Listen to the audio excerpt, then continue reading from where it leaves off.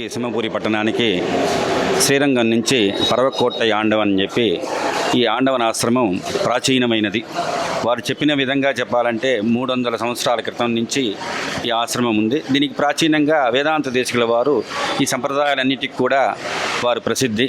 వేదాంత దేశికుల వారు అంటే తెలియని వారు ఉండదు. ఈరోజు మనకి సంస్కృత భాష చేతిలో ఉంది అంటే వేదాంత దేశికుల వారే. వారు చెప్పినట్టుగా నేను అక్కడ ఆరాధన చేసే పెరుమాళ్ళు రంగనాథ స్వామి వారు మన ఇక్కడ సింహపురికి విచ్చేసిన సందర్భం వచ్చేసి ధనుర్మాసం అయినా కూడా ఇక్కడ వచ్చినా కూడా నాకు రంగనాథ స్వామి పక్కనే ఉన్నారు కాబట్టి పరమ సంతోషంగా ఉంది.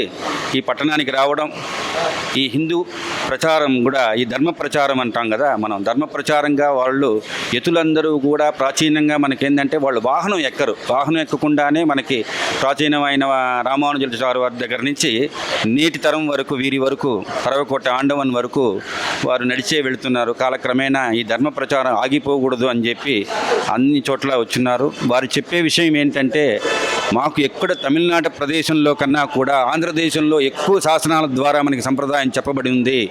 ఈ సంప్రదాయాలన్నీ కూడా ఆంధ్రదేశంలోనే మాకు శాసనాల ద్వారా తెలియవచ్చింది కాబట్టి ఇక మీట కూడా ఇవన్నీ ప్రచారంలో మేము ధర్మ ప్రచారం కోసం ఒక్కొక్కటి చెప్పుకుంటూ పోతున్నాం. కాబట్టి ఇవన్నీ కూడా వర్ధతాం అభివర్ధతాం, అందరం బాగుంటాము. హిందూ ధర్మ ప్రచారం కోసం చేసే ప్రతి ఒక్క పని కూడా మంచిగా వస్తుంది కాబట్టి ఎవరు భయపడాల్సిన అవసరం లేదు.